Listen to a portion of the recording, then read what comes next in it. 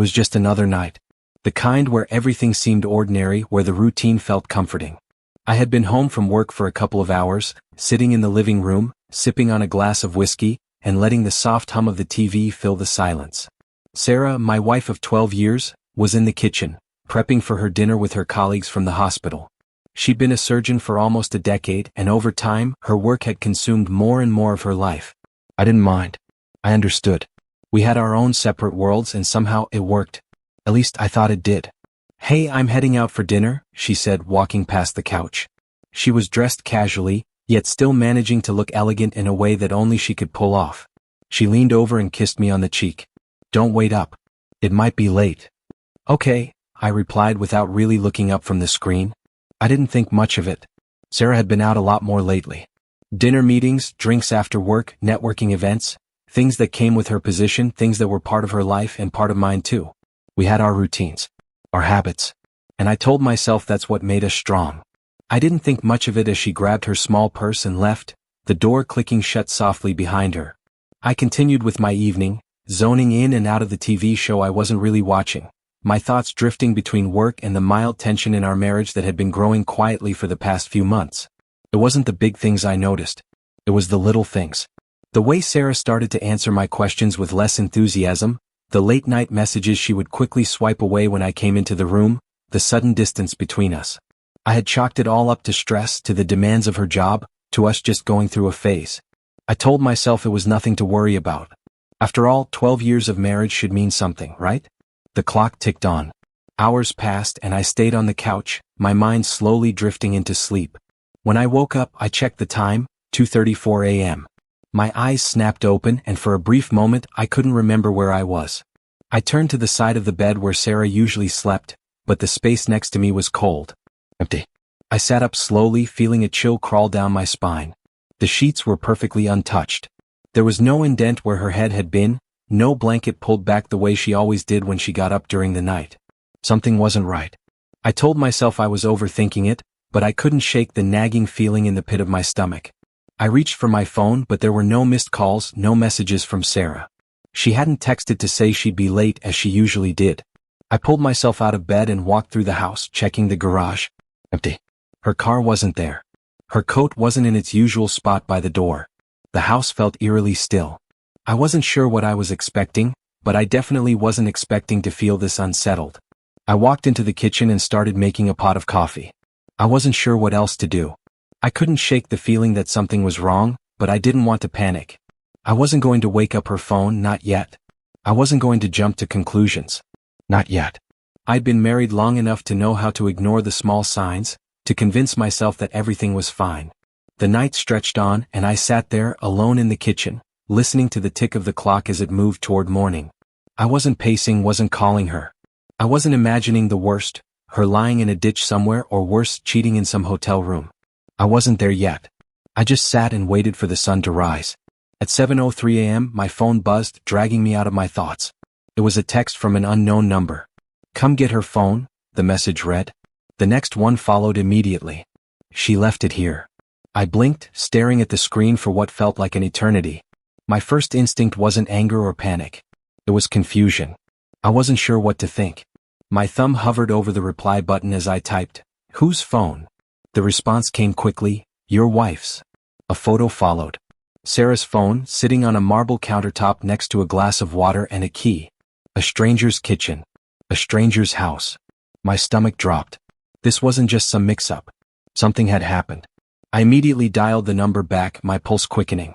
A woman answered after the first ring. She sounded calm, almost too calm. "You need to come," she said. "I think you need to see this for yourself." I felt a cold wave wash over me, but I didn't ask anything else. No questions, no demands for answers. I just hung up the phone, grabbed my jacket and walked out the door. I don't know what I expected when I drove to that address.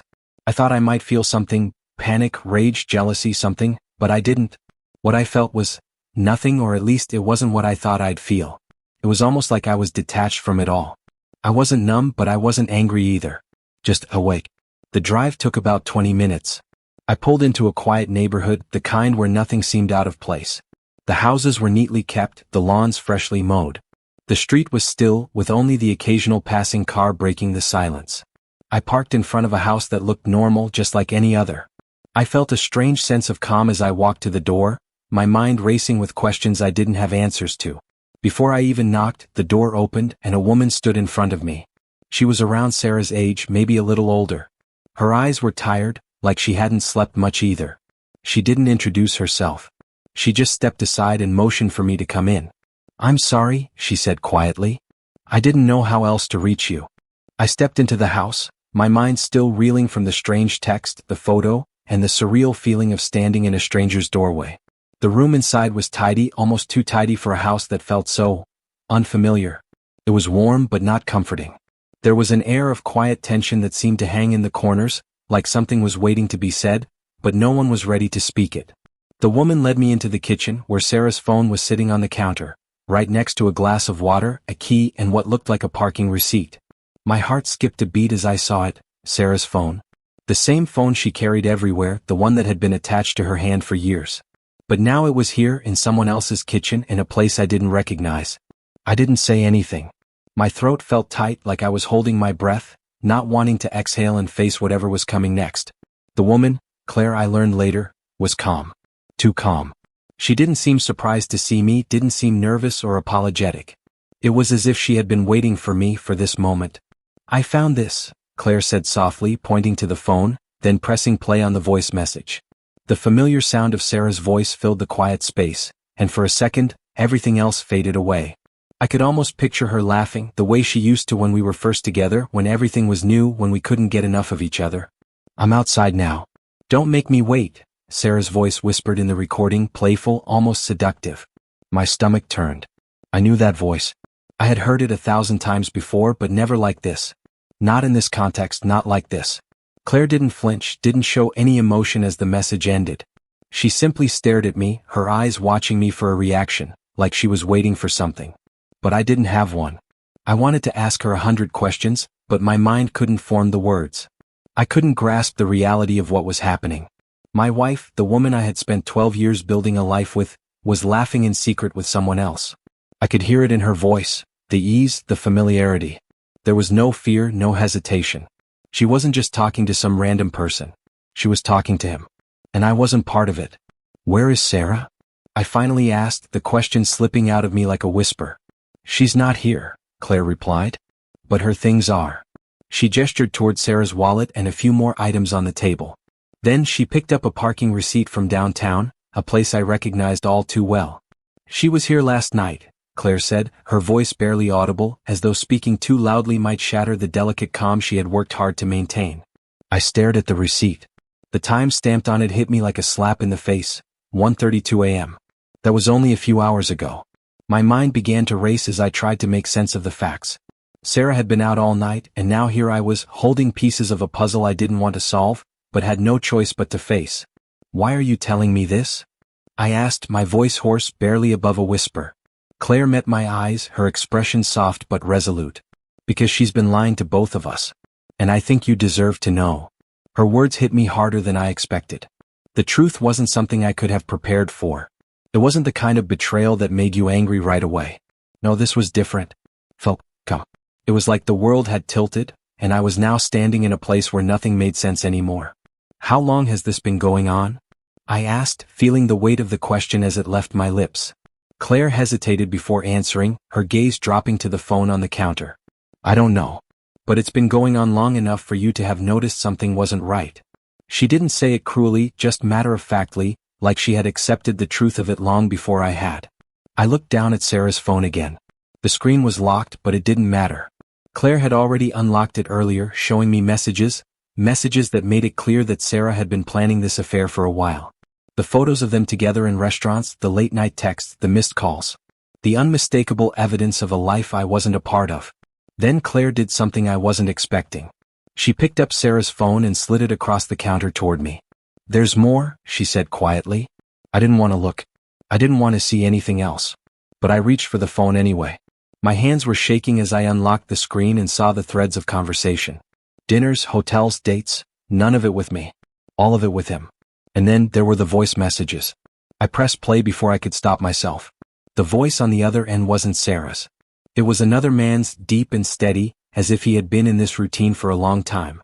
"I'll meet you in the usual spot," he said, the words cold and businesslike. "Just make sure he doesn't find out." The knot in my stomach tightened. I wanted to throw the phone across the room. I wanted to scream. But I didn't. I just sat there, listening, my heart sinking deeper with each word. I looked up at Claire, whose expression had remained calm throughout this entire ordeal. "Where's he now?" I asked. She nodded toward the hallway, not needing to say anything else. I could hear him moving around in the other room, oblivious to the fact that everything was about to change. For the first time in years, I didn't feel the anger I thought I would. I didn't feel rage or betrayal. Instead, I felt clarity. There was no question in my mind anymore. Sarah wasn't lost. She wasn't confused. She knew exactly what she was doing. And so did I. I stood there in the kitchen, the weight of everything crashing down around me. The air felt thick with truth and I couldn't escape it no matter how hard I tried. Claire was watching me, waiting for something. Maybe for me to break down, maybe for me to shout, but I didn't.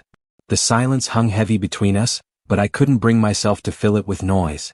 I couldn't yell at her. I couldn't yell at Sarah. I couldn't even bring myself to be angry. I just felt empty. Claire's eyes stayed locked on mine as though she was reading me, gauging my reaction, expecting the worst. But I didn't give her that. I didn't have it in me. Instead, I took another long look at Sarah's phone, then back at Claire, whose calm demeanor was starting to make me feel uncomfortable. This wasn't how I imagined finding out the truth. This wasn't how I imagined anything about this situation. I heard footsteps in the hallway, slow, deliberate, and my heart began to beat faster. There was no mistaking who it was.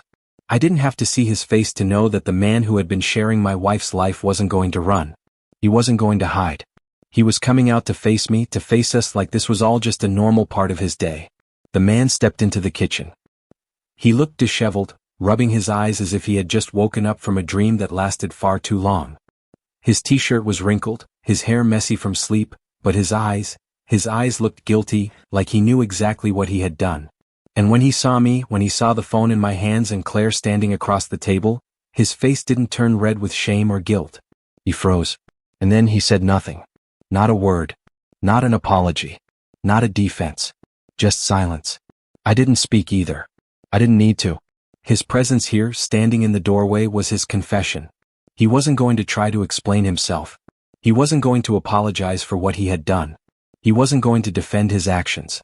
He just stood there, his eyes flicking between me and Claire, as if trying to decide what he should do next. But I didn't want anything from him. I didn't want an apology. I didn't want an explanation. This wasn't about him. "Tell him where Sarah is," Claire said, her voice breaking the tension in the air like a knife cutting through fog.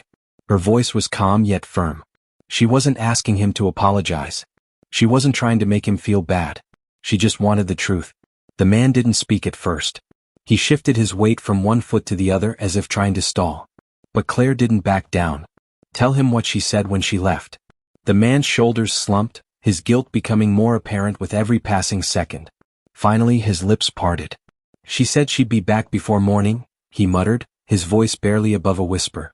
"But she never came back." I looked at him. I didn't want to feel anything for him. I didn't want to empathize with the man who had stolen my wife from me, but in that moment I felt nothing. I didn't hate him. I didn't want to fight him. I just felt empty. My eyes moved from him to Claire, and for the first time, I felt a strange sense of understanding between us. She wasn't angry either. She wasn't looking for a fight. She just wanted to make sure I knew the truth. And for whatever reason, I respected that. He looked at me then, his eyes meeting mine as though he was waiting for something. I knew what he wanted. He wanted me to yell at him. He wanted me to demand an explanation, to scream at him for taking something that belonged to me. But I didn't. I wasn't angry anymore. "You didn't do this alone," I said quietly, my voice steady, almost too steady. The man didn't respond. He didn't need to. He knew it. I knew it. Claire knew it. We all knew who had been part of this betrayal. And then Claire did something that I wasn't expecting. She picked up Sarah's phone and slid it across the table toward me. "Play the last message," she said, not looking at the man but at me. I glanced at the screen, my fingers hovering over the phone. I didn't want to hear it. I didn't want to hear Sarah's voice again, not after everything I had just learned. But I didn't stop myself. I tapped the screen. Her voice filled the room once again. "He's so blind," Sarah's voice said, full of disdain. "He believes every word I say. I can do whatever I want." There was no hesitation in her words. No remorse. No apology. Just a cold confidence, as though she had made her decision long ago. She had made her choice. And it wasn't me. The words hit me harder than I expected. It wasn't the anger that hit me or even the heartbreak. It was the finality of it. It was the truth. The truth that Sarah had never seen me as her equal. She had never valued me in the way I had valued her. I had been blind, just as she had said. Blind to the cracks in our relationship, blind to the truth that had been standing right in front of me. I didn't say anything after the message ended. I couldn't. There was nothing left to say. The man, still standing in the doorway, looked uncomfortable. But I didn't care about his discomfort anymore. I didn't care about Sarah's. I didn't care about any of it. I looked down at Sarah's phone one last time, then set it gently on the table. I stood up and walked toward the door, my mind made up. "Where are you going?" Claire asked, her voice calm but with a hint of concern. I didn't look back at her. "I'm done being blind." And with that, I walked out the door, leaving everything behind. The cool morning air hit me as I stepped outside, and for the first time in a long time, I felt like I could breathe. The weight of everything I had learned, everything that had been kept hidden, was still there, but it didn't have control over me anymore. I wasn't going back home. I wasn't going to call Sarah. I wasn't going to wait for explanations. I drove to a hotel on the other side of town, checked in, and took a deep breath. This was my moment. A new chapter. The first step in my life without her. 2 hours later, my phone buzzed with multiple missed calls from Sarah. Then a text. "Where are you? We need to talk." I didn't answer. Her excuses, her panic, her sudden concern, none of it mattered anymore. This marriage ended not with a fight, but with a stranger's message at 7:03 a.m. And that was all the closure I needed. The truth didn't destroy me. It just removed the thing that would have. I sat in the small hotel room, the sterile, impersonal walls surrounding me, and for the first time in what felt like forever, I felt a sense of peace. Not the kind of peace that comes from everything being okay, but the kind that comes from letting go. From finally facing the truth, even when it hurt more than anything else ever could. The bed was too small for my frame, but I didn't care.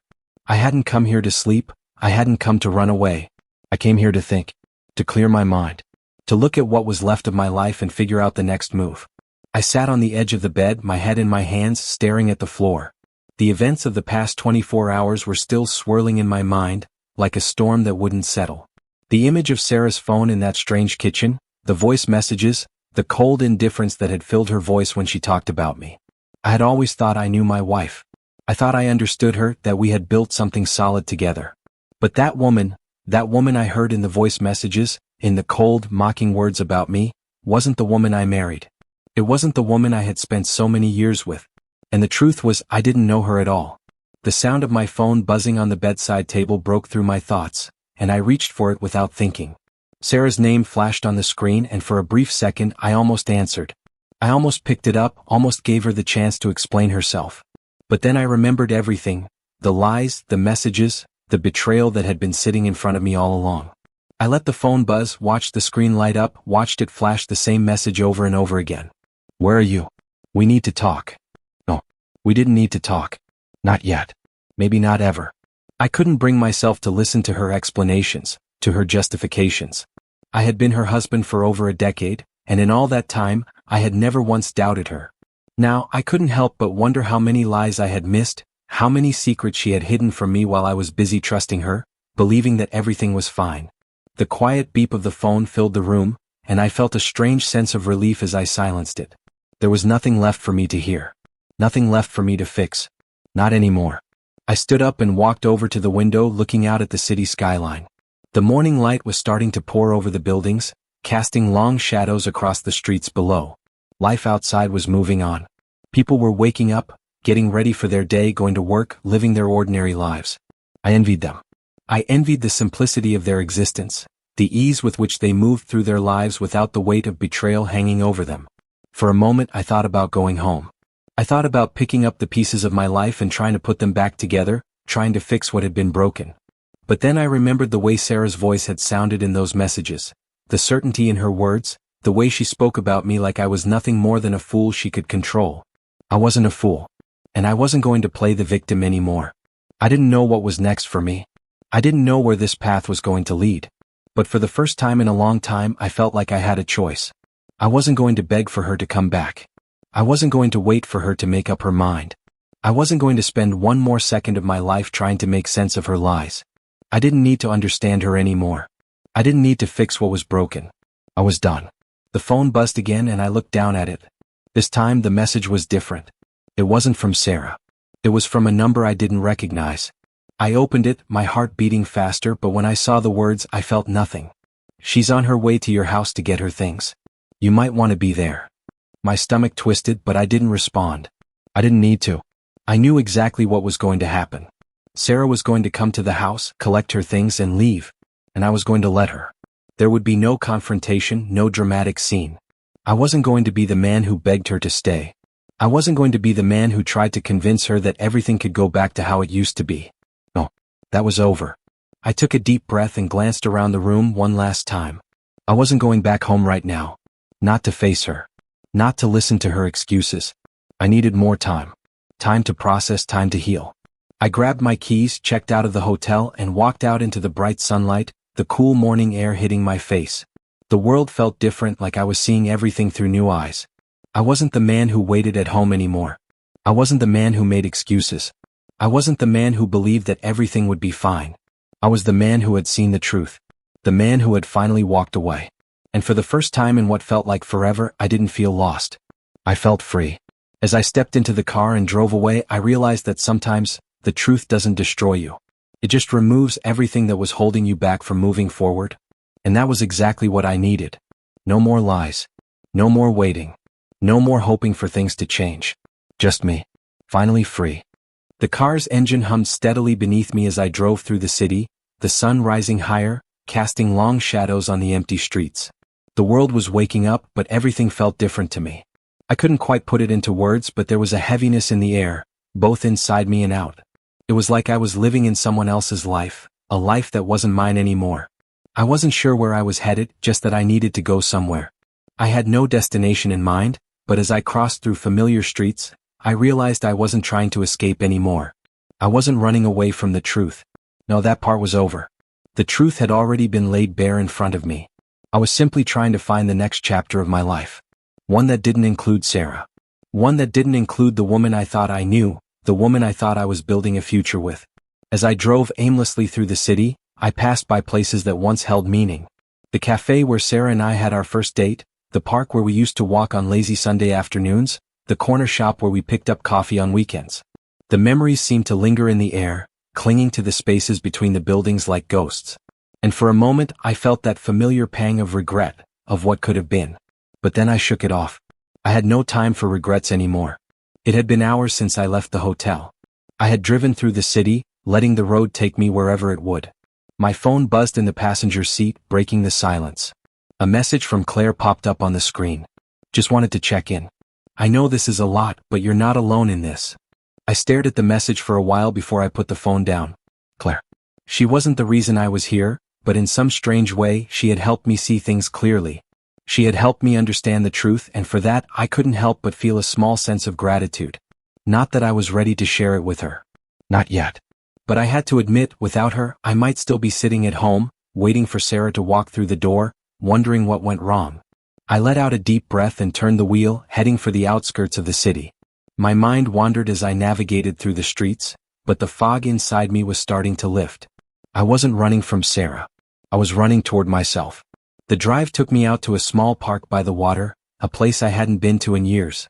It was quiet, peaceful. The kind of place where you could clear your head, think clearly, and just breathe.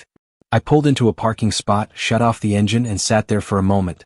The world around me was still, like it was waiting for me to take the next step. I stepped out of the car, feeling the cool breeze against my skin as I walked toward the water. The air smelled fresh, clean, and as I stood by the water's edge, I let the noise of the world fade away. For the first time in days, I felt like I could actually hear myself think. I didn't have all the answers, but that was okay. I didn't need to. I had spent so much of my life trying to piece together a life that wasn't mine anymore, a life that I had outgrown. And now I was free. Free to make my own decisions, free to decide what came next. I looked out at the water, watching the ripples move across the surface. It was calming, almost therapeutic. I felt my chest tighten, but it wasn't the tightness of pain. It was the tightness of something new, a beginning. I thought about Sarah, about the woman I had loved and trusted, and I felt nothing. There were no tears, no anger, no desperate need to understand why. There was just clarity. She had made her choices and I had to make mine. I wasn't going to let her define me anymore. It felt like the first real decision I had made in a long time. The sun was higher now, the light more intense. It felt like the world was giving me permission to move forward. Slowly, I walked back to my car, taking one last look at the water before I got in. I didn't know what was next. But for the first time in months, I felt like I had control over my own future. I started the car and pulled out of the parking lot. I didn't have a plan, not really. I didn't know what I was going to do or where I was going to go. But I knew that I wasn't going to let fear or the past hold me back. One step at a time. That's all it took. I wasn't running anymore. I was living. And for the first time in what felt like forever, I could see the path ahead of me clear and wide open. Whatever came next, I was ready. And it all started with walking away from the past. The drive out of the park was quiet, almost too quiet, like the calm before a storm. But I didn't feel anxious, not anymore. The world outside seemed to be moving on, just like I was, and I was beginning to realize how much time I had wasted living in someone else's shadow. For so long, I had been consumed by what Sarah needed, by what our relationship needed, that I had forgotten about myself. Forgotten what I wanted, what I deserved. But now I was on my own path. The road ahead wasn't clear, and there were still a million unanswered questions lingering in my mind, but the weight had lifted. I didn't know exactly where I was going, but I knew I wasn't going back to what I had left behind. As I drove, the phone in my pocket buzzed again. My heart skipped a beat. For a moment, I thought it might be Sarah. But when I pulled it out, it was just a notification for a work email. I felt a wave of relief, followed by a sudden realization. I hadn't thought about work all day. And I was okay with it. It wasn't something I had planned, but for the first time, I felt like I had the freedom to focus on me, not the endless to-do lists, deadlines, and expectations that had consumed me before. I tossed the phone onto the passenger seat and kept driving. The further I got from the city, the more I felt like I was shedding my old life, piece by piece. The weight of my past, the years I spent trying to hold on to a marriage that was already broken, was finally starting to fade. By the time I reached a small diner just outside of town, the sun was high in the sky, and the world seemed to have settled into a rhythm that felt right. I pulled into the parking lot, the tires crunching on the gravel, and for the first time in days, I took a deep breath that didn't feel like it was coming from a place of desperation. I was ready for a change. The bell above the diner's door jingled as I walked in. The smell of fresh coffee hit me instantly, the aroma rich and comforting. I looked around, noticing the few patrons scattered in booths, quiet, content in their own worlds. The place was simple, unassuming. It wasn't fancy or modern, but there was something about it that made me feel at ease. I sat at the counter, ordering a black coffee and a slice of pie. The waitress, a woman in her 50s with kind eyes, smiled at me and I couldn't help but smile back. It was a fleeting moment of connection, but it was enough to remind me that life still had little moments of kindness, moments that weren't tainted by betrayal or heartache. As I sat there, sipping my coffee and letting the warm pie fill the empty space inside me, I thought about what Claire had said to me earlier. You're not alone in this. At the time, I had brushed it off, too consumed by my own thoughts to really hear her. But now, sitting here, I realized how true her words were. I wasn't alone. Even though it felt like the world had turned upside down, I wasn't the first person to go through something like this, and I wouldn't be the last. Life had a way of testing us, pushing us to the edge, but it also had a way of pulling us back from the brink. I wasn't sure what Claire's role in all of this would be moving forward, or even if I would see her again, but her honesty had helped me in a way I hadn't expected. She had been a stranger, and yet in those moments she had shown me something that I had forgotten: the truth. I needed to learn to embrace the truth of my own life, not just the version I had been living. The truth that I was more than Sarah's husband. More than the man who had been blinded by his love for her. I finished my pie and paid for the coffee, leaving a tip that felt more generous than I normally would have. It wasn't just about the service, it was a small act of kindness to myself, a reminder that I still had some good left in me. As I walked out of the diner and back into the bright sunlight, I felt a strange sense of relief. I wasn't running anymore. I wasn't hiding from the truth. I was moving forward, and the more I thought about it, the more I realized that was all I could do. The road ahead was still uncertain, but it didn't scare me anymore. I had spent so much time clinging to the past, holding on to a marriage that had long since fallen apart. Now I could see that there was so much more to life than that. There was more to me than just being Sarah's husband. There was more to me than the man I had once been. And for the first time, I could see the possibility of a future that didn't rely on anyone else's choices. I drove back into the city, the streets now feeling different, less familiar but not in a bad way. There was a kind of freedom in the unknown, a freedom that I hadn't known I was missing. I wasn't sure what came next. I didn't have all the answers, but I was done searching for answers in the wrong places. As the city skyline came into view, I realized that I was no longer defined by the person I had been. I was free to define myself. For the first time in years, I felt like I had a choice. And that was enough. I pulled into a parking spot near the apartment building where I had once lived with Sarah. The familiar, yet now unfamiliar, building loomed before me. I hadn't returned here since I left for the hotel, and part of me wondered if I was making a mistake by coming back now. But something in me knew that I needed closure, not with Sarah, not with the mess of what was left of our marriage, but with the version of myself that I had outgrown. The city around me felt like it was on the edge of something too, waiting for me to make the next move. Everything had shifted. What had felt like home only days ago now felt like a stranger's place, full of echoes, of memories but no longer mine. I took a deep breath and stepped out of the car. The sun was beginning to dip lower in the sky, casting an amber glow over the streets. The world outside felt quieter, more introspective, as if it were waiting for me to take that first step forward. And I was ready to take it. I walked toward the entrance of the building, my steps steady, though my heart raced. The familiar hum of the elevator took me up to the floor where Sarah and I had lived. I stopped in front of the door to our old apartment. Looked the same. The same faded welcome mat, the same mailbox with the same label on it. But everything had changed. It no longer held the same meaning. I knocked on the door. The sound echoed in the empty hallway. It was Sarah who opened it. Her face was strained, her eyes still red from crying, but there was a certain resignation in her expression that I couldn't quite place. She looked at me like she wasn't sure what to expect, and maybe neither was I. The air between us felt thick, charged with the weight of everything we'd gone through. "I didn't think you'd come back," she said quietly, almost as if she were speaking to herself. "I needed to," I replied, my voice steady. There were no harsh words, no anger. Just a sense of finality. I could see the hesitation in her eyes, the uncertainty of what came next. She stepped aside, wordlessly inviting me in. I didn't want to cross that threshold. Not yet, not until I knew I had the strength to leave everything behind. But I needed to be here. To face it. The apartment was exactly as I remembered it, but it felt hollow now. The pictures on the walls, the couches we had picked out together, the clutter we'd accumulated over the years, all of it was just stuff. I couldn't bring myself to care about any of it. "I packed up my things," she said, her voice breaking the silence. "I wasn't sure what you wanted, but I knew you needed space." She paused like she was waiting for me to say something. I thought maybe we could talk. Maybe you'd want to explain things or try again. Her words hit me, but not in the way I expected. I wasn't angry. I wasn't ready to scream or fight for a relationship that had already died a long time ago. Instead, I just felt sadness. Not for the marriage that had failed, but for the person I had been, for the life I had convinced myself was real. "I don't want to try again, Sarah," I said quietly. "I can't. Not after everything." She looked at me, her face softening, but there was still that same distant look in her eyes, the one that had been there for so long, as if she were already somewhere else. Already gone. "I don't expect you to forgive me," she whispered, her voice breaking. "I'm sorry, Jack. I don't know what happened. I got lost. Somewhere along the way. I didn't say anything. I didn't need to. I had already made my peace." I turned and looked at the door. The one that had once been the entrance to our life, now the gateway to a future I had to walk alone. "I'm done being lost," I said, more to myself than to her. I walked out of the apartment, leaving behind everything I had once believed was mine. I didn't know what was coming next, but I wasn't afraid anymore. The city, the life that I had built around this marriage, it all felt like someone else's dream.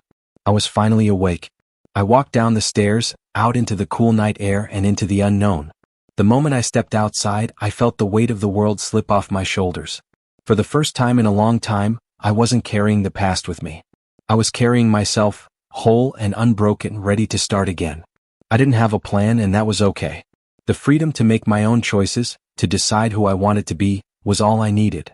I took a deep breath, feeling the crisp air fill my lungs. I was no longer the man I was yesterday. I was someone new. Someone who had chosen to move forward, not with bitterness but with strength. The world around me was still the same, but I wasn't. And that was enough. I didn't know where I was going, but for the first time, I knew I didn't have to know. I was free to live again.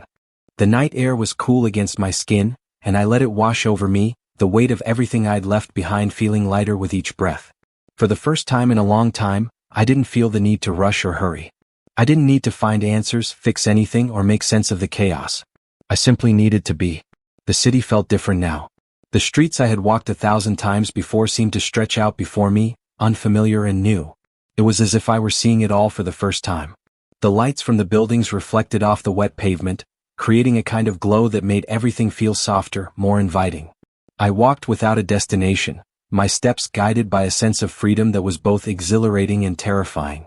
I had no plan, and for once that felt okay. I wasn't chasing after someone else's dreams or trying to fit into a life that wasn't mine anymore. I was just walking, just being. Eventually, I found myself standing in front of a small park. The bench beside a fountain was empty, the surrounding trees swaying gently in the breeze. It was peaceful here. Quiet. I walked over and sat down, letting my mind wander, not sure what to expect from the quiet stillness of the moment. I thought about the last few months, the tension that had crept into my marriage, the small signs I had ignored, the things I had convinced myself were just part of a phase. But now, looking back, I realized that the cracks had always been there. I had just refused to see them. I ran a hand through my hair and let out a slow breath. I wasn't angry at Sarah anymore. I wasn't angry at the situation. It didn't serve me to carry that anger, and in a way I was grateful for the clarity.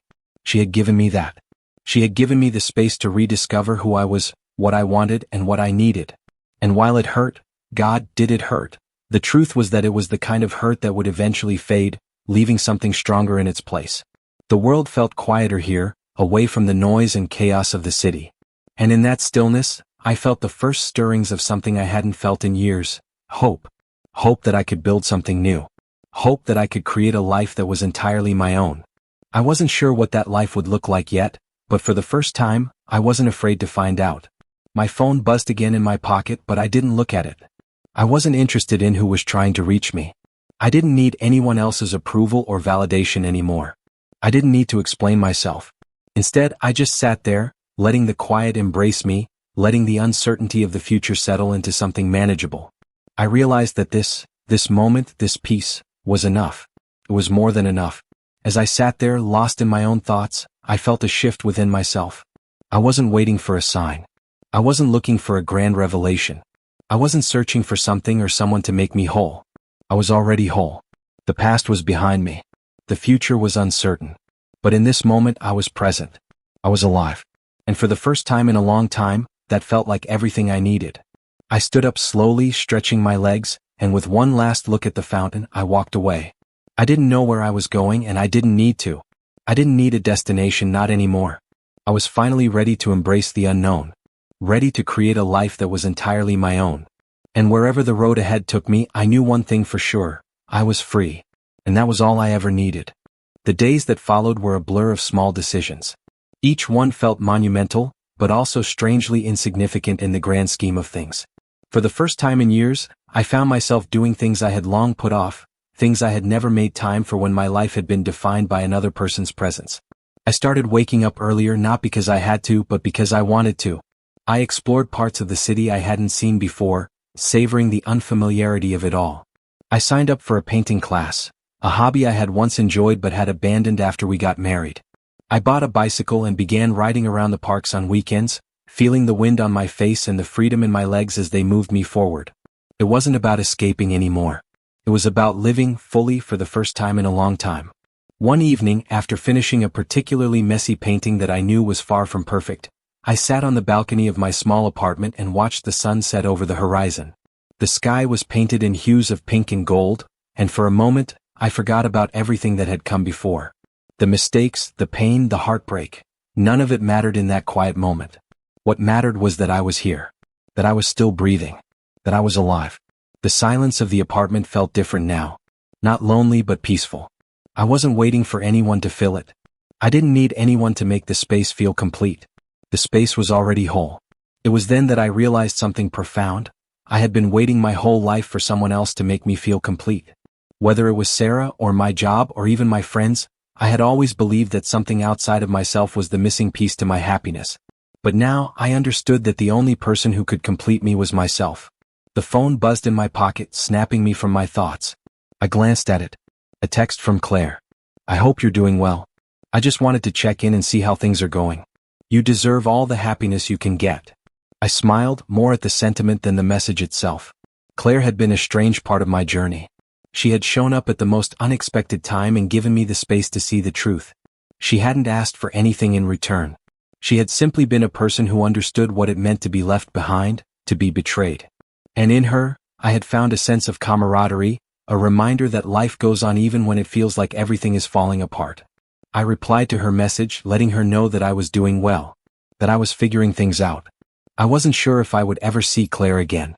Our paths had crossed for a brief moment, but they weren't intertwined. I wasn't looking for anything from her, and I knew she wasn't looking for anything from me either. She had her own life to live just as I had mine. I set the phone down and stood up, walking over to the window. The city below me was still buzzing, still moving, still alive. And I was too. I realized I didn't need to hold on to anything from the past anymore. Not the apartment, not the memories, not even the people who had hurt me. I had spent so long looking backward, trying to make sense of things that no longer mattered. But now I was looking ahead. And the future, uncertain as it was, felt full of possibility. I spent the next few weeks focusing on the things that brought me joy: painting, biking, reading, meeting new people, and taking on small projects that made me feel proud of myself. It was a time of rediscovery, a time to find the parts of myself that I had buried for so long. One day, while walking through a park near my apartment, I bumped into a woman, Sarah's age, who was sitting on a bench, sketching in a notebook. She looked up when I approached and we exchanged a smile. It was the kind of smile that was warm but didn't carry any expectations. We chatted briefly about art, about the weather, and about life. We didn't talk about our past. We didn't talk about anything heavy. It was light, easy. As I walked away, I realized that the simple conversation, the brief exchange of pleasantries, had felt like something new, something real. I wasn't looking for a relationship. I wasn't looking for answers or closure. But in that moment, I felt like I had finally crossed the threshold of my own healing. I was open to the world again, not in a desperate way but in a calm, steady way. I wasn't chasing anything. I wasn't running away from anything. I was simply allowing myself to live. The days stretched into weeks and I continued to embrace the rhythm of this new life. I wasn't concerned with what had been or what could have been. The past was in its place and it had taught me what I needed to learn. I had loved deeply, trusted completely, and been betrayed in ways I couldn't have anticipated. But none of that had to define me. None of that had to dictate who I was going to be. I was building something new. And for the first time in a long time, it felt like I was exactly where I was supposed to be. Chapter 10. The Road Ahead. As I sat on the balcony one evening, looking out over the skyline, I realized that I had reached a place of acceptance. The road ahead was still unknown, but I wasn't afraid. I was ready. The quiet peace I had longed for, the sense of being whole, was now a part of me. I didn't need to chase after anything or anyone. I wasn't waiting for a second chance at something that was already gone. I had moved on, and with each passing day, I felt stronger. The future was mine to shape. And for the first time in my life, I felt like I was living it on my own terms. The end of one chapter had simply been the beginning of another. And this one was all mine. It was a Tuesday morning, one of those crisp autumn days when the sun shines brightly but the air still carries a chill. I was sitting at the kitchen table, sipping my coffee, my fingers tracing the edges of a painting I had just finished. It wasn't my best work, but there was something about it that felt right. It wasn't perfect, but it felt like me. I had finally come to terms with the fact that my life wasn't going to be perfect. It wasn't going to be the way I had planned it, and I wasn't going to try to force it into a mold that didn't fit. The past year had been a journey, a long, hard, eye-opening journey, and I had learned more about myself in that time than I ever thought possible. The sound of my phone buzzing pulled me out of my thoughts. I glanced at it, expecting another message from a friend or maybe a reminder about an art class I had signed up for. But when I saw the name on the screen, my heart skipped a beat. It was Sarah. For a moment, I just stared at the phone, unsure what to do. I hadn't heard from her since the day I left. Not a single word. And now here she was reaching out. I didn't know what I expected, but I wasn't prepared for this. I hesitated before answering, my fingers hovering over the screen. Should I even pick up? Should I just ignore it and move on with my life as I had been doing for the past several months? But something inside me told me to answer. Maybe it was curiosity. Maybe it was the desire to close the last chapter completely, once and for all. Or maybe it was simply because I had changed, and I was ready to face whatever this conversation might bring. I took a deep breath and pressed the button to answer the call. Jack. Sarah's voice was tentative, hesitant, but familiar. It's me. I felt the familiar ache in my chest, the one I had worked so hard to move past. But it wasn't as sharp as it used to be. It didn't consume me the way it once had. "Yeah, I know," I said, my voice calm. "What's up?" There was a long pause on the other end of the line, as if she was gathering her thoughts. I waited. I didn't feel angry or bitter. I just felt nothing. No rush to fix things. No desire to know what she had to say. Just an odd sense of detachment. I don't know where to begin," she finally said, her voice shaky. "I've thought about this moment a lot. And I don't know what I expected to feel, but I don't think it's what I thought it would be." I stayed silent, listening to her. I wasn't in a hurry. For the first time in a long time, I wasn't waiting for an apology. I wasn't looking for answers. I just let her speak. "I guess what I'm trying to say is, I'm sorry, Jack. I'm sorry for everything. For how I hurt you. For how I lied. For all the years we wasted trying to make something work that wasn't meant to be." Her voice cracked. "I was selfish. And I'm sorry." I closed my eyes for a moment, letting her words wash over me. I wasn't expecting this. I wasn't sure what I had expected, but it wasn't this rawness, this honesty. It wasn't the Sarah I had known. The Sarah I had once loved. The woman who had kept her emotions buried behind walls of silence and distance. I took a deep breath, then responded. "You don't need to apologize to me, Sarah. What happened happened. There's no point in revisiting it. I've moved on. We both need to move on."